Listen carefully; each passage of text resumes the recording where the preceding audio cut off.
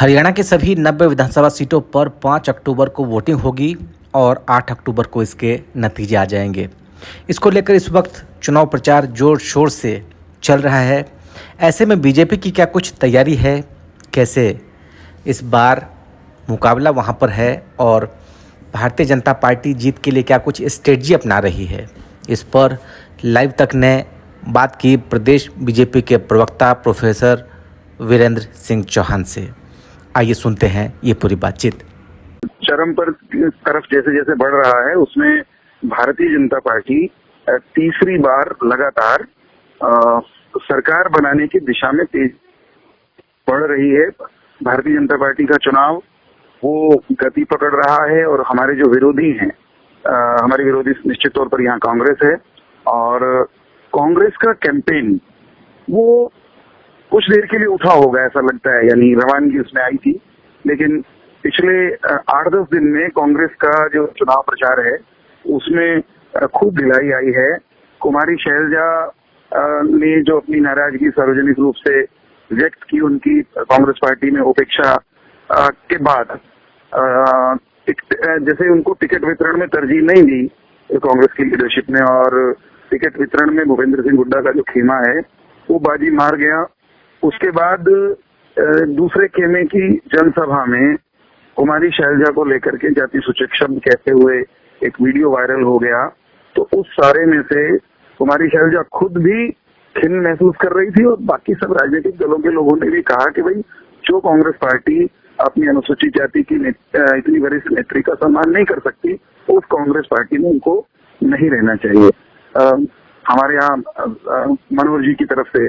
पूर्व मुख्यमंत्री, उन्होंने सार्वजनिक रूप से कहा कि अगर उनको वहाँ सम्मान ठीक से नहीं मिल रहा और वो भारतीय जनता पार्टी में आना चाहें तो हमारे दरवाजे खुले हुए हैं। और इस तरह के निमंत्रण भाजपा ने तो दिया ही दिया, बहुजन समाज पार्टी से लेकर के, और जो चंद्रशेखर का जो राजनीतिक दल है, चंद्रशेखर ने भी शायद ये कहा कि भाई कांग्रेस आपका सम्मान नहीं कर सकती, आपको कांग्रेस छोड़ना चाहिए। तो जब ये सब हम सब लोग या विपक्षी दल ये कह रहे थे कांग्रेस के विरोधी, उस दौरान कुमारी शैलजा वो एक तरह से बैकफुट पर थी या प्रचार से दूर थी कई दिन तक। तो उसमें से कांग्रेस पार्टी को सीधे तौर पर मैं समझता हूँ हानि हुई है और कांग्रेस पार्टी की लीडरशिप को,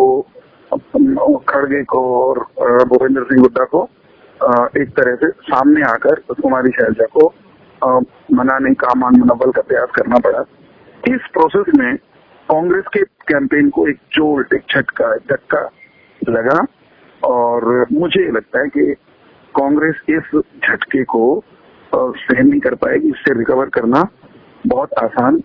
नहीं होगा। इधर भारतीय जनता पार्टी का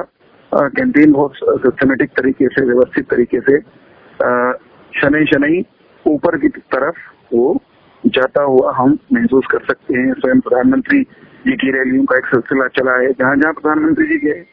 उस स्थान के आसपास की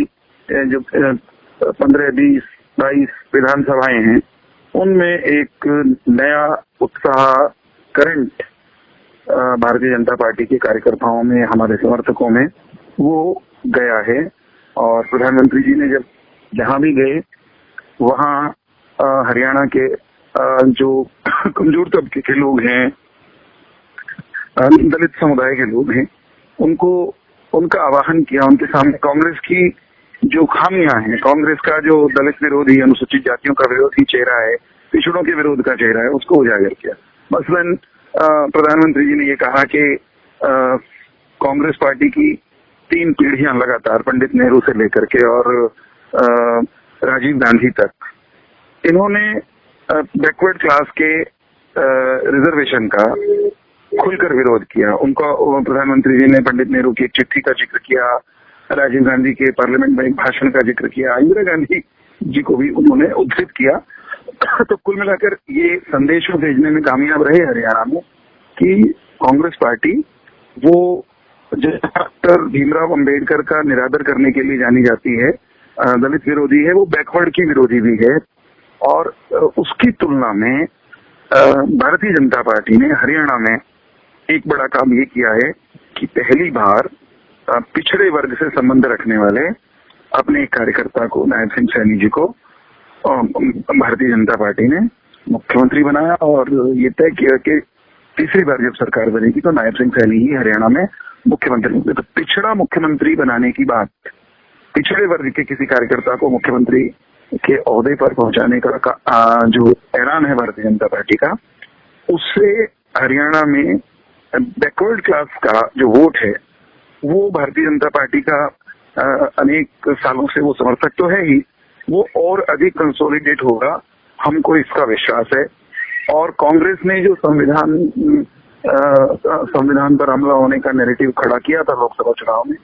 हमें लगता है कि हम उसको काफी हद तक तोड़ पाएंगे और अनुसूचित जाति का कुछ जो वोट है वो कांग्रेस के भ्रामक प्रचार के कारण हमसे दूर हुआ था, उसमें हम एक बड़ा हिस्सा अपना ले पाएंगे। एक हिस्सा उसमें से बहुजन समाज पार्टी और ये जो चंद्रशेखर रावण की पार्टी है, कहीं ना कहीं उसको भी जाएगा। जिस तरह लोकसभा के चुनाव में वो एकजुट हो गया था अनुसूचित जाति का वोट और कांग्रेस उसको लोगों को भरमा कर ले गई थी, विधानसभा के चुनाव में कांग्रेस के पास ये कम से कम ये सुविधा है नहीं, कांग्रेस को ये अवसर नहीं मिलेगा। अनुसूचित जातियों का वोट वो हमें वापस लौट कर भी आएगा। वो बहुजन समाज पार्टी भी क्योंकि मैदान में है, इंडियन नेशनल लोकदल के साथ मिलकर चुनाव लड़ रही है, कुछ एक सीटों पर उनकी उपस्थिति भी ठीक ठाक है। तो इस कारण से कांग्रेस का जो जनाधार है या वोट बैंक है उसको हम दरकाने में कामयाब रहे हैं। इन सारे कारणों के चलते हरियाणा में हमको भारतीय जनता पार्टी की सरकार पिछली बार बनती दिखाई दे रही है। एक और जो चुनाव प्रचार की प्रक्रिया में हमारा जो मुद्दा रहा है वो हमारे एक काम के कारण हम जिसको सबसे बड़ा अपना मुद्दा मानते रहे वो ये है कि जब हम हरियाणा में सरकार में नहीं थे, यानी हमसे पहले की सरकारें हरियाणा में सरकारी नौकरियां वो एक तरह से बेचा करती थी या जातिवाद के आधार पर, इलाकावाद के आधार पर, खर्ची के आधार पर बांटा करती थी। मेरिट का कहीं हरियाणा में सम्मान नहीं था, नामो निशान नहीं था। जब हम सरकार में आए तो हमने ये तय किया कि भाई सरकारी नौकरियों के प्रति जो अविश्वास, सरकारी नौकरियों की नियुक्ति प्रक्रिया के प्रति जो अविश्वास हरियाणा के लोगों के मनों में, हरियाणा की नई पीढ़ी के मनों में पैदा कर दिया कांग्रेस की सरकार ने हमसे 10 साल पहले और उससे पहले इंडियन नेशनल लोकदल ने, वो विश्वास हम बहाल करेंगे। यहाँ पे मैं उल्लेख करूंगा कि इंडियन नेशनल लोकदल के तो उस समय के मुख्यमंत्री, उनके पुत्र और उनकी पार्टी के कई लोग मेरिट की हत्या के आरोप में, यानी अलमारी में से मेरिट लिस्ट अलमारी तोड़कर निकालकर उसके आधार पर नियुक्तियां करने के आरोप में उनके खिलाफ मुकदमा चला और वो जेल गए। ओम प्रकाश चौटाला जेल गए, अजय सिंह चौटाला जेल गए और उनके कई कार्यकर्ता अलमारी तोड़कर मेरिट का कत्ल करने के आरोप दिल काट करके आए। कांग्रेस पर भी यही आरोप था कि उन्होंने नौकरियां चहेतों को बांटी, पैसे लेकर बांटी, जिला और जाति और नोटों का झोला, इन 3 जे के आधार पर वो नौकरियां बांटते हुए नजर आए। तो हमने इस सिलसिले को तोड़ा जिद के साथ और उसका परिणाम ये हुआ कि हरियाणा में हमने कांग्रेस से लगभग दोगुनी नौकरियां दी 10 साल में, कांग्रेस के 10 साल की तुलना में, और वो सारी नौकरियां करीब 1.5 लाख नौकरियां मेरिट के आधार पर दी, बिना खर्ची पर्ची के। वो हमारी ताकत बन रहा है, हमारा वो नैरेटिव भी है, वो हमारा, हमने वो काम भी करके दिखाया है। तो हम तो उसी के आधार पे वोट मांग रहे हैं। अब कांग्रेस पार्टी के एक से अधिक नेताओं के, जिसमें फरीदाबाद के इनके सिटिंग विधायक जो अभी कैंडिडेट भी हैं, असंध के इनके सिटिंग विधायक जो अभी कैंडिडेट भी हैं, और भी एक आध शायद कुलदीप शर्मा का भी एक वीडियो वायरल हुआ है उनके बेटे का, जो ये कह रहे हैं कि भाई हम तो सरकार में आएंगे तो नौकरी देंगे अपनों को, पर्ची के आधार पर देंगे, हम तो नौकरियां अपने परिवारों को देंगे, कार्यकर्ताओं को देंगे, कोटा मिलेगा। यानी मेरिट का कत्ल करने का सार्वजनिक ऐलान कांग्रेस के नेताओं, कार्यकर्ताओं, विधानसभा चुनाव लड़ रहे लोगों ने किया और उनके वीडियो वायरल हुए। तो कुल मिलाकर के हम जो कांग्रेस पे आरोप लगाते थे कांग्रेस ने उन आरोपों को इस चुनावी दंगल में नए सिरे से स्वीकार किया है। तो ऐसी स्थिति में मैं समझता हूं कि कांग्रेस का बैकफुट पर आना और भारतीय जनता पार्टी की मजबूती ये स्वाभाविक रूप से होती हुई दिखाई दे रही है। यही कारण बनेगा हरियाणा के लोग पारदर्शी सरकार, मेरिट की सरकार और ऐसी सरकार चुनना चाहेंगे जो सरकार सब हरियाणवियों को, हरियाणा एक हरियाणी